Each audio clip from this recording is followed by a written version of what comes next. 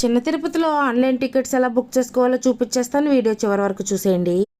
నేను మా వారు కలిసి పెళ్లికి వెళ్తున్నాము. అది కూడా చిన్న తిరుపతి. పెళ్లి వచ్చేసరికి ఈవినింగ్. మేము 4:35 కల్లా స్టార్ట్ అయ్యాము ఇంటి దగ్గర నుంచి. అప్పుడప్పుడే సన్సెట్ అవ్వడానికి రెడీ అవుతున్నాడు సూర్యుడు. అలా మేము టెంపుల్ కి రీచ్ అయ్యేటప్పటికి 6 అయిపోయింది. మొన్న దర్శనానికి వచ్చినప్పుడులా హడావిడి పడకుండా చాలా అంటే చాలా ప్రశాంతంగా టెంపుల్ మొత్తం చూసొచ్చాము. పైగా పోయినసారి పిల్లలతో వచ్చాము కదా, హడావిడి అయిపోయింది.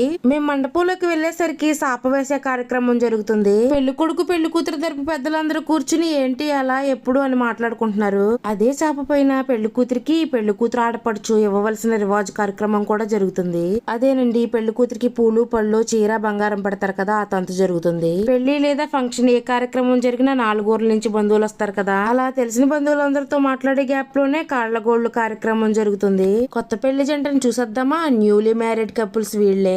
నేను చాలా సార్లు చిన్న తిరుపతి వచ్చాను కానీ నైట్ టైం ఎప్పుడు రాలేదు. పర్వాలేదు, పగల కంటే నైట్ కొంచెం క్రౌడ్ తక్కువగానే ఉంది. కాకపోతే పెళ్లిళ్ల సీజన్ కదా, మండపాలు మాత్రం ఖాళీ ఉండవంతే. చిన్న తిరుపతి వెళ్ళాను అన్న వీడియో కింద చాలా కామెంట్స్ వచ్చాయి. ఆన్లైన్ బుకింగ్ చేసుకోవడం వల్ల అన్నిటికీ ఆన్లైన్ బుకింగ్ చేసుకోవాలా అని.